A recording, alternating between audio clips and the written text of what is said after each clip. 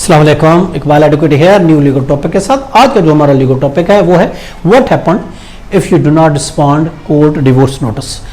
What happened if you do not respond court divorce notice. Court ने आपको divorce notice भेजा है, आप उसको रिस्पॉन्ड नहीं करते, आप उसको जवाब नहीं देते, आपको इंटीमेट हो जाता है, आपको नोटिस सम्मन वसूल हो जाता है। Court legally served notice upon you. अब उसके मोड ऑफ सर्विस थे, उसको अडॉप्ट करते हुए इस पर ला कोर्ट ने आपको नोटिस भेजा। अब उसके जो मोड थे वो उसने डिवोर्स नोटिस भेजा और थ्रू मुख्तलिफ मोड्स के थे, चाहे उसने कोरेज के थ्रू आया, थ्रू बैलेफ के थ्रू आया, चाहे रजिस्टर्ड पोस्ट आया हुआ, जिस तरीके से भी आया। देखिए मोड ऑफ सर्विस ये था कोर्ट के बैलेफ के थ्रू आएगा और इसके अलावा थ्रू दो office of the post office आएगा, रजिस्टर्ड मेल के जरिए आएगा और इसके अलावा कोरेस के 3 मोड के था। बाद में समटाइम पब्लिकेशन भी होती है। तो आया, अब उसने आपको रिसीव किया, आपने वो उसको वसूल नहीं किया। तो ये ज़रूरी भी नहीं है, ये भी कंसेप्ट है कि 3 नोटिस आएंगे उसके बाद कार्रवाई होती है, ऐसा कुछ भी नहीं। एक ही नोटिस भेज दिया जाता है।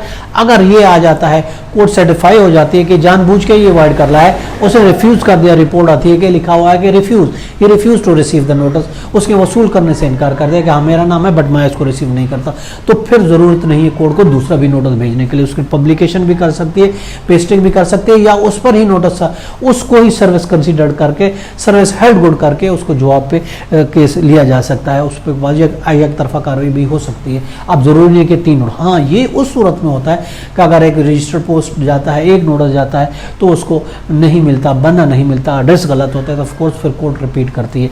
रिपीट तब करती है कि जब सर्विस होती ही नहीं है, बात रिस्पॉन्ड की नहीं है, उसको मिलता ही नहीं है। जब मिलेगा नहीं तो दोबारा रिपीट होगा। अगर मिल जाता है फिर दोबारा नोटिस भेजने की जरूरत ही नहीं होती, तो सर्विस जो वो हेड गुड हो जाती है। हाँ, अगर नहीं मिलता, 3 दफ़ा भी नहीं मिलता, 2 दफ़ा भी नहीं मिलता, फिर कोर्ट के पास कोई अल्टरनेटिव नहीं है कि पेस्टिंग कराएगी और उसके बाद अखबार में पब्लिकेशन देगी और पब्लिकेशन के बाद फिर उसको टाइम दिया जाएगा 15 दिन का।